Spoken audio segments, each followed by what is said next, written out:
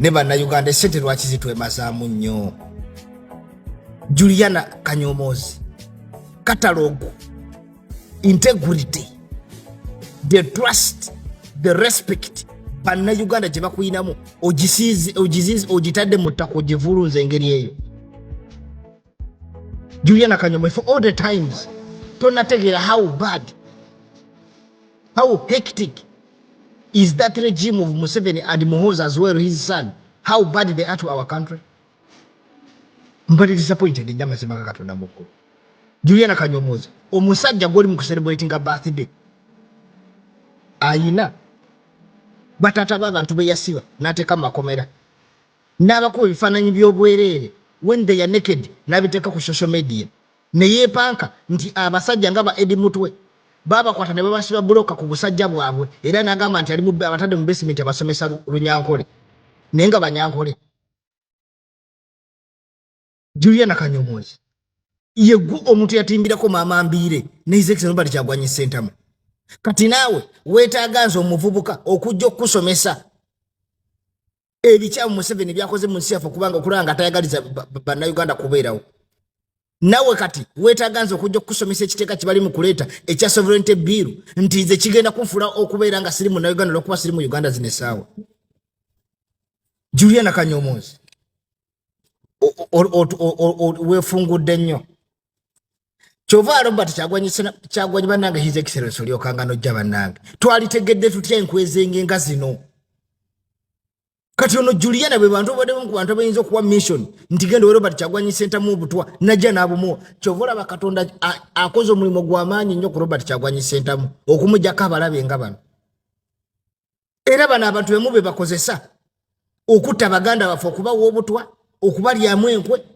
Kati Juliana kino kyondaze amazima kano mugulu mission eyinza nakubanga yakulema bulemi. Ekisooka obadde osobola okuba na access ku Robert Kyagulanyi Ssentamu kubanga olina legacy gy'olina okuva emabega. N'omuyimbi nga Kyagulanyi nga Bobi Wine yali asobola okukusembeza kumba asembeza musota. Mukama tukumye Robert Kyagulanyi Ssentamu otutuusiza ku binene ayi Mukama kano yetalabanga nako. Ekikaze ekikulu kitudde oli ku basajja abatabana Uganda baddamulira. Juliana alinda banzizemu okupostinga mbuno gasiya yakava mu London ogenze kukumba muzindu kwa Uganda bali kucheya babona olunaku olwaleero wakava kuba kivulu London juzi. Olunaku olwaleero otembeeta Muhoozi ntino Buse onagamba nti ali so disappointed mukyala Juliana Kanyomozi nti yabadde tamusuubira naye okuba omu ku abo kwetaba mu zi birthday eza mukulu General Muhoozi Kainerugaba. Naye jjukira ebigambo byayitingana kuva dda nti omwami oyo ye taata w'omwana abaffe ffe tubaawo just okubanga tubatuusaako agatambula naye nga onagambye nti mu butuufu ye kimukoze bubi nnyo nnyini ddala nti bamusuubiramu binene ate olwaleero amudisappointinze. Awo nga tuvuddewo Anteira Nalungu Anteira yabadde ne business show oba oyinza okugamba nti yabadde alinga launchinga bizinesi ye. Jjukira ali mu kuba nga aggulawo daycare and kindergarten.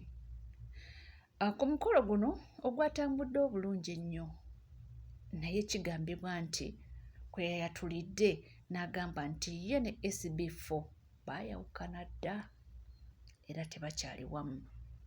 Naye nga jjukira ebintu bino byayitinganako kokoko emabegakaawo naye mbw agaliwo agaddala baayawukana dda tebakyali wamu. Tuvuddeko tudde ku nsonga za Spice Diana eyagenza okuyimba n'awamba emizindaalo n'agamba nti mpaka ku zero balance ezange nga muzimpadde oba si kyekyo wano sivaawo ate sijja kuyimba. Badde njagala nga sinava wano nfune ssente zange. Buli ali wano tewali ayingiridde bwereere okitegeera. Manager w'ekifo kino tumaze essaawa 2 nga twogerezeganya ng'abantu kubanga ndi mulimu guno ngutegeera ate ndi muntu ali understanding nze ntegeera bulungi naye nga sinafuna ssente zange omanyi bantiisiza n'okunzigalira badde banzigaliddeyo nga tebaagala ate nnyimbe nze gwe baalanga nzitye mbayimbire banzigalira bweru wa geeti mwe mube nga muweddeyo nze ŋŋende bagambe Spice yayimbidde bantu be ekyo nkiganye era lwampaka nzize nnyimbe ekitegeera kaakati leero oba nfa ŋŋenda kufiira wano ku mulimu Katambi naye ono avuddeyo n'analyzinga ensonga yonna era ye mu bigambo byayogedde bw'ati. Mbadde ndaba Spice Diana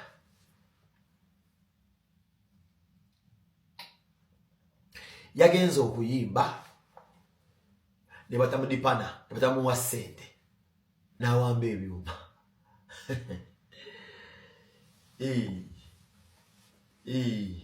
penge weewunyiza oba seewunyiza bwamulaba biseera ki ng'awamba ebyuma lwe lusoza Spice Diana okubeera ng'ayimba natasasulwa kitegeeza Spice Diana waliwo ive zaayimbyeko natasasulwa naye ensonga eyo yagivuunuka atya yawambanga byuma oba muno mu nsi mulimu omuntu nga bamugutondera ng'alina okuteekateeka ne baddokita byo balina bamaneja abo bategwa bantu b'amaanyi for all this time Spice weloza wana omusajja bayita maneja Roja tewabaddewo incident yonna nti owamba byuma oba mululu oba kwagala kufuna nnyo oba musajja ali akubba ssente zo nange simanyi saagala yingira yeeyo kuzozo personal terms n'omuntu naye olabe otandise okubeera ngunnoosoomoozebwa okola omulimu manager gwe yandibadde akola kakube kuwoowa byuma Roja yandibadde awoowa ebyuma singa omwana ow'obuwala tuddayo wali bwe nkugambidde buli muntu aba n'amusobola okumuteekateeka ozze otambula n'omusajja obulamu bwo bwonna bwamuyita manager Roja webafuuka sita mpaka today era sikulabangako ng'oliaktinga bwotyo ku stage nti oyagala ssente zinzobwanyizire zibaddewo nga si nnyingi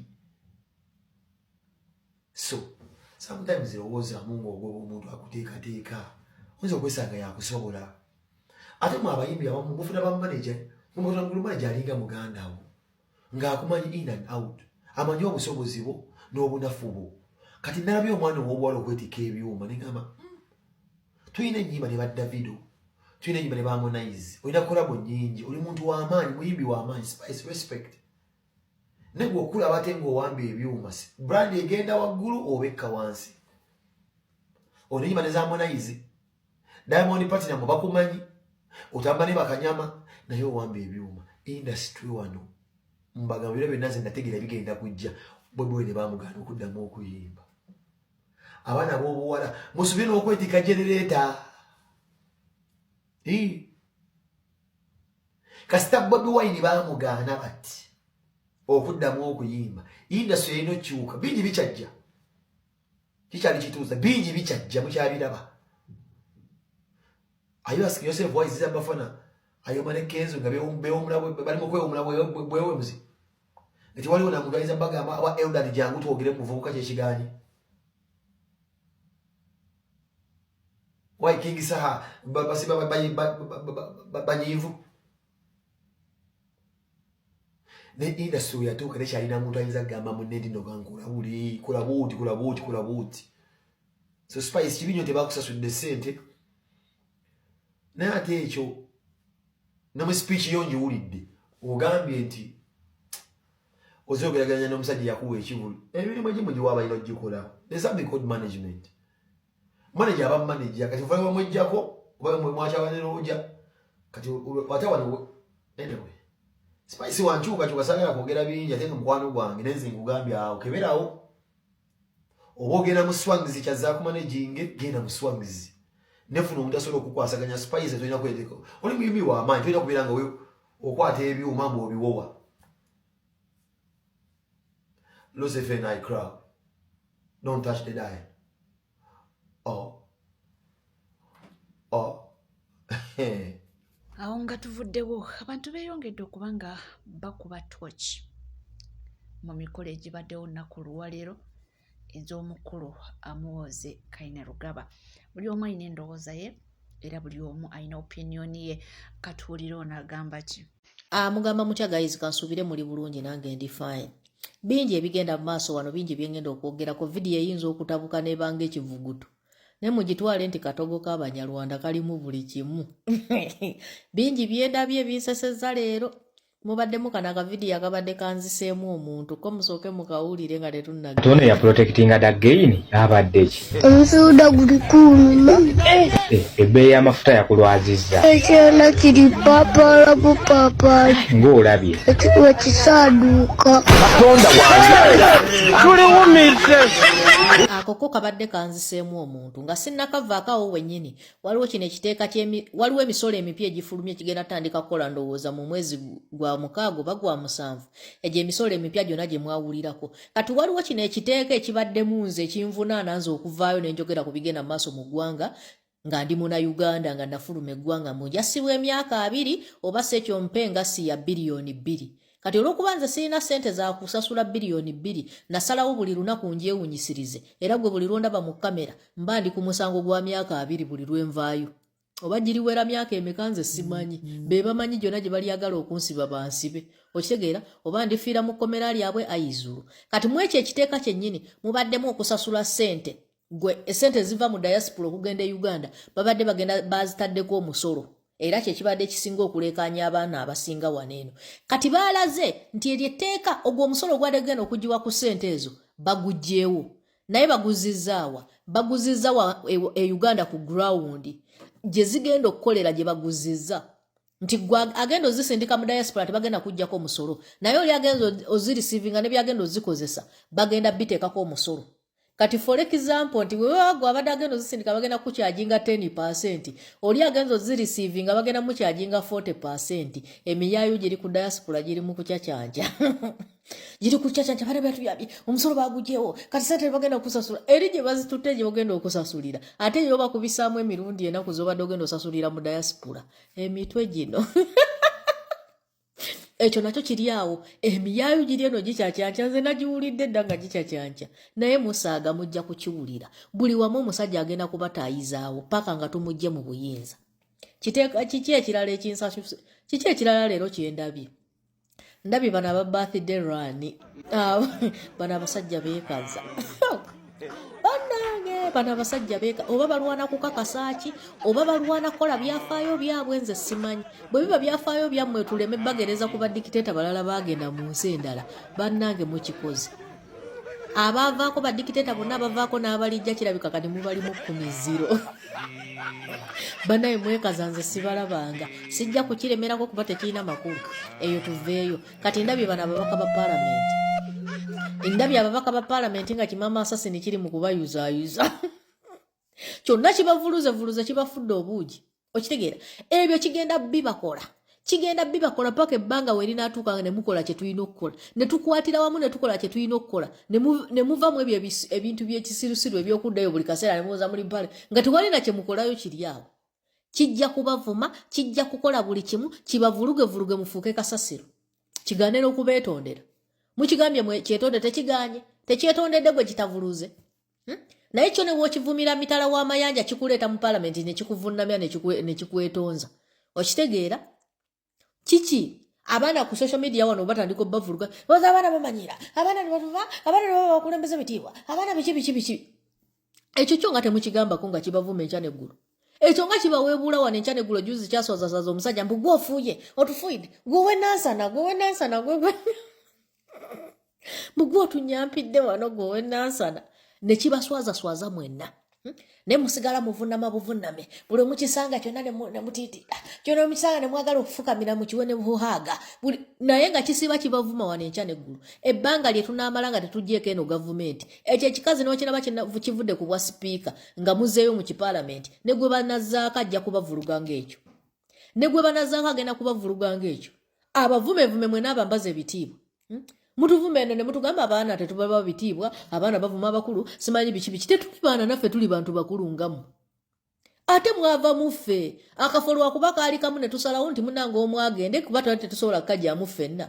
N'oba oli awo twali twenkana obukulu, twali twenkana entegeera, naye olw'okuba nti keetaaga omu, y'ensonga lwaki mwagenda.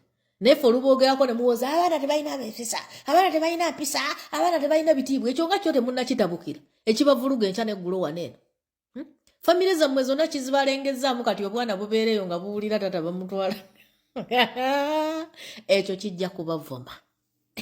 Ogwo omummonde gw'omukazi gujja kubavuma paka lwe muliddamu amagezi ne tujjako kino ki gavumenti ne muvamu ebyo ebintu okujjako nga temulina buzibu oba kibavumye ekyo oba kibaliisizza ki oba kibanyampidde ku mitwe oba kibapamye ku mitwe azironga aziba basasula akasente ka mwaka omwezi mpozi nga bye mufa naye mba mulina ekirala ekisukkako awo tulina kujjako kino ki gavumenti nze sirina kuzibu awo ki ekirala ekibaddewo pozi enkya omukulembeze waffe agenda kwogerako n'abaana ba avadi yasomera ku yunivasite eye Makerere n'asoma MDD. Tayina makulu eyo. Nalaba munyagwa agambye abaddewa kafaananya akakubisizaawa ekyakankere ngende ne kwava digendayo mbwaggwe Gasiya.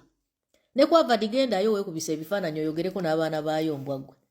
Biri wano bitwasamira. Mujja kukiwulira mwenna. Nayongerezaako n'agamba nti ndowooza kati mukitegedde nti abantu bakoowu era baabakoowa. Ndowooza kati mumaze okukitegeera nti bannayuganda baabakoowa baddiya. Bannayuganda twabakoowa. Kati nze ayeebuuza obululu emiliyoni 7 mwabujjawa baddalingi. Lwaki temusombya abantu nga bwe mwabasombanga mu kampeyini? Nze ate kisinza okunsanyusa nti mwenna nga bwe mwali ekyankwanzi nga muli ku byessava bwe mweddukidde emisinde gyammwe baddiya. Nga bwe muli mu kugabana eggwanga bwe mweddukidde emisinde gyammwe mpozi na bano be muduumira ba odani wa jeshi. Okitegeera ba odani wa jeshi abo be balina okudduka emisinde gyammwe kati twetaaga mukimanye nti abantu baabakoowa temulina kiddako just kwetugga ku bantu.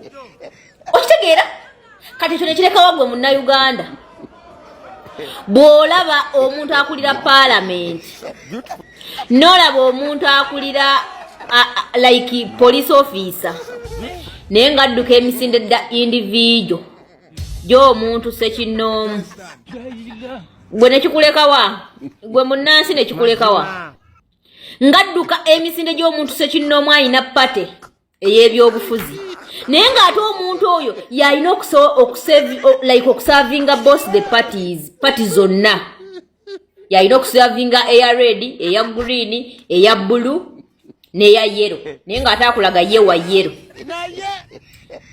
Kati do you think you will get justice?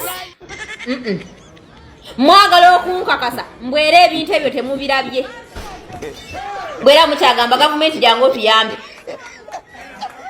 mbuuza bubuuza munnansi the native ng'era okyagamba nti gavumenti jangu otuyambe ng'olabye omuntu ali mu kyambalo kya UPDF omuntu ali mu kyambalo kya poliisi omuntu akulira olukiiko lw'eggwanga bonna bali mu kudduka emisinde gy'omuntu ali mu pate ey'enjawulo naye ng'ate abo nga bw'obalaba balina kusaavinga bonna pate zonna. Kati njagala ombuulire other parties zijja kufuna justice from those same people.